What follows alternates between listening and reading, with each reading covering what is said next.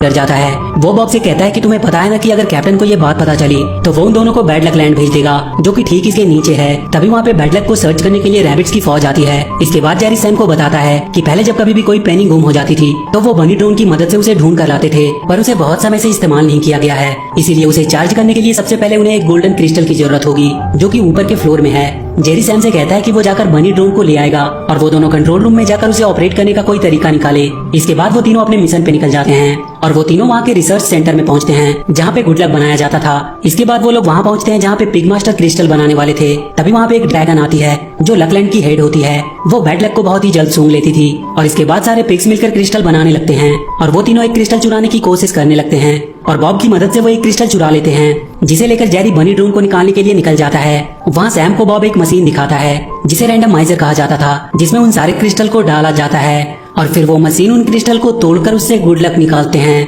उस मशीन में 2 स्टोन भी लगे होते हैं, जिनमें से एक ऊपर से गुड लक को खींचता है और एक नीचे से बैड लक को, और फिर वो उन्हें मिक्स करके लक लाइन के थ्रू इंसानों के पास भेज देते हैं। जेरी तब तक बनी ड्रोन के पास पहुंच चुका था और अब बॉब वहाँ के कंट्रोल रूम में जाके उसे कंट्रोल करने का तरीका ढूंढता है। सैम देखती है वहाँ से वो पूरी दुनिया पे नजर रख रहे होते हैं। बॉब वहाँ के एक बनी का ध्यान भटकाते हुए उसका कंप्यूटर ले लेता है और जॉय स्टिक की मदद से बनी को कंट्रोल करने लगता है और उसे पोर्टल की मदद से इंसानों की दुनिया में पहुंचा देता है। और बहुत जल्द वो उस पेनी को लोकेट भी कर लेता है और वो बनी उस पेनी को हासिल कर लेता है और फिर वो होम बटन दबाकर वहाँ से बाहर आ जाता है। तभी वहाँ पे कैप्टन का एक अनाउंसमेंट होता है कि उसे पेनी की जगह एक बटन मिला है और उन्हें 3 कैट्स पे शक है, जिसमें से एक बॉब भी होता है। तभी हम देखते हैं कि वो बनी जो पेनी लेकर आया होता है वो बहुत गंदा होता है और इसीलिए वो वहाँ के डिस्पोजल वैक्यूम में चला जाता है। अब उसे ढूंढने के लिए उन्हें गुड लक और बैड लक लैंड के बीच में जाना होगा, क्योंकि वहीं पे सारा कचरा इकट्ठा होता है। वो दोनों एक लिफ्ट में बैठकर वहाँ जाने लगते हैं, पर सैम गलती से कोई और ही बटन दबा देती है और वो दोनों बैड लक लैंड में जाने लगते हैं और नीचे पहुँचते ही सैम लिफ्ट से बाहर गिर जाती है और वहीं फंस जाती है। बॉब से वहाँ से निकलने का एक रास्ता बताता है और वो लिफ्ट वहाँ से चली जाती है। सैम को वहाँ पे कुछ मॉन्स्टर मिलते हैं जिनसे बचते हुए वो बॉब के बताए रास्ते को ढूंढने लगती है। वहाँ सारी चीजें अजीब तरीके से हो रही थी, कोई भी चीज अपने तरीके से काम नहीं कर रहा होता है, पर किसी तरह उसे वो रास्ता मिल जाता है जिसके थ्रू होते हुए वो बॉब के पास पहुँचती है। वो दोनों अब लकलैंड के बीच में होते हैं, पर तभी बॉब देखता है कि सैम के पैर में बैड लक की धूल आ गई है। वो उसे तुरंत झाड़ने लगती है। तभी उन्हें वहाँ का केयर टेकर जेफ आता हुआ दिखाई देता है। वो लोग भागकर वहीं छुप जाते हैं, पर जेफ उन्हें देख लेता है और वो सैम के जूतों से उसकी धूल को साफ करने लगता है। जेफ सैम को अपनी मशीन दिखाता है जिसके थ्रू वो बैड लक को डायरेक्ट रैंडमाइजर में भेजता था। वो उसे बताता है कि पहले वो हाथ से ही बैड लक धूल को साफ करता था, लेकिन एक दिन पाइप फटने की वजह से वो पूरी तरह बैड लक में डूब गया। पर तब वहाँ पे वो ड्रैगन आई, जिसे देखते ही जेफ को उससे प्यार हो गया और इसके बाद उसने अपनी पावर की मदद से उसकी जान बचाई। पर वो उसके बाद उसके साथ नहीं रह पाया, क्योंकि कभी कभी जेफ के पैरों में बैड लक चिपक कर उसके साथ आ जाती थी और वो ड्रैगन नहीं चाहती थी कि इसकी वजह से गुड लक लैंड पे कभी कोई परेशानी आए। पर तभी वहाँ पे कचरे के आने का अलार्म बजता है। वहाँ पहले से ही बॉब अपनी ड्रोन ढूंढ रहा होता है, पर वहाँ पे जेफ उसे बताता है कि आज सुबह ही उसे वो ड्रोन मिला था जिसके पास वो पेनी भी थी, पर वो बहुत गंदी थी, इसीलिए उसने उसे पेनी डिपो में भेज दिया।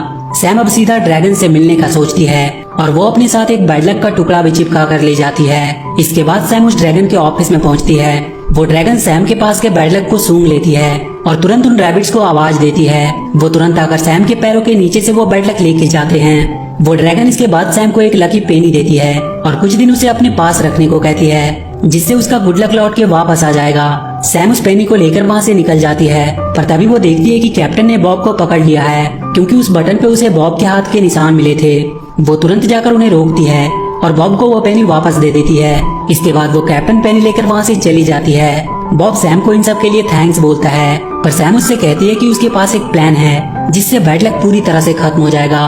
वो दोनों जाकर जेफ से छुपते हुए रैंडमाइजर को बंद कर देते हैं और इसकी वजह से बैड लक का ट्रांसमिशन रुक जाता है और इसके बाद हेजल वापस से इंसानों की दुनिया में जाने लगती है। तभी उन्हें बैड लक की धूल दिखाई देती है। वो दोनों जल्दी से रैंडमाइजर के पास पहुंचते हैं। जेफ की मशीन ओवरलोडिंग की वजह से फट चुकी थी और उसकी वजह से गुड लक लैंड भी अब पूरी तरह से बैड लक लैंड में बदल चुका था और अब सिर्फ बैड लक ही वहाँ से बाहर जाने लगते हैं। वो ड्रैगन भागते हुए रैंडमाइजर के पास पहुंचती है और वो देखती है कि उनका गुड लक स्टोन भी खत्म हो चुका है और रैंडमाइजर अचानक से बंद हो जाता है और उनका लक लाइन भी टूट जाता है। सैम ड्रैगन से कहती है कि उसे वापस घर जाना है और तब सबको पता चलता है कि सैम एक इंसान है, तो वो सब उस पे बहुत गुस्सा करते हैं और उसे इन सब के लिए जिम्मेदार मानते हैं। सारे लोग उदास होकर वहाँ से चले जाते हैं। सैम बैठकर रोने लगती है, क्योंकि उसी की वजह से सब कुछ खत्म हो चुका था। पर बॉब उसे समझाता है कि तुम एक अच्छी इंसान हो जो हमेशा दूसरों की भलाई के बारे में ही सोचती है और आज भी वो अपनी दोस्त हेजल के लिए वो पेनी पाना चाहती है, न कि खुद के लिए।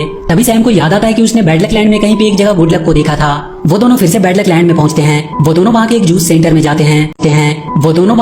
सेंटर में जाते हैं जहाँ उन्हें कुछ रूट्स और गॉबलिन मिलते हैं। वहाँ का हेड रूटी उन्हें गुड लक का एक बॉक्स देता है जो उन्हें बहुत पहले मिला था। रूटी सैम को बताता है कि उनका बैड लक उन्हें हारने की हिम्मत देता है और एक बार फिर से कोशिश करने की चाहत भी देता है। सैम तुरंत जेफ और बॉब के साथ गुड लक और बैड लक को लेकर ड्रैगन के पास पहुंचती है और इसकी मदद से वो एक बार फिर से गुड लक और बैड लक का स्टोन बना सकती है और रैंडमाइजर फिर से स्टार्ट हो सकता है। ड्रैगन अपनी आग से वो स्टोन बना देती है पर उसने इस बार 3 स्टोन बनाया था और वो रैंडमाइजर में इस बार बैड लक स्टोन को नहीं लगाना चाहती थी ताकि सब कोई खुश ही रहे, कोई उदास न हो कभी। और वो दोनों गुड लक स्टोन को लेकर वहाँ लगाने के लिए निकल जाती है पर सैम बैड लक स्टोन को लेकर उसके पीछे जाती है और ड्रैगन को समझाती है कि उन्हें गुड लक और बैड लक दोनों की जरूरत है क्योंकि बैड लक की वजह से वो उन सब से मिल पाई और अगर उसकी लाइफ में सब कुछ सही होता तो वो कभी ये सब नहीं कर पाती और कभी उनमें दोस्ती नहीं होती। ड्रैगन भी समझ जाती है कि दुनिया को दोनों लक की जरूरत है और फिर वो दोनों स्टोन को वहाँ पे लगा देते हैं जिसकी वजह से रैंडमाइजर फिर से एक बार शुरू हो जाता है और एक बार फिर से वहाँ पे सब कुछ पहले की तरह हो जाता है। सैम देखती है कि हेजल को एक फैमिली ने अडॉप्ट कर लिया है और इसके बाद ड्रैगन सबके साथ बैड लक लैंड में जाता है और वो उन्हें एक गुड लक स्टोन देती है और इसके बाद सैम वापस जाने लगती है पर बॉब भी हमेशा उसके साथ ही रहने की बात कहता है और इसके बाद हम सैम और बॉब को हेजल से मिलते हुए देखते हैं और इसी के साथ ये मूवी यहीं पर खत्म हो जाती है। तो वीडियो अगर अच्छी लगी हो तो प्लीज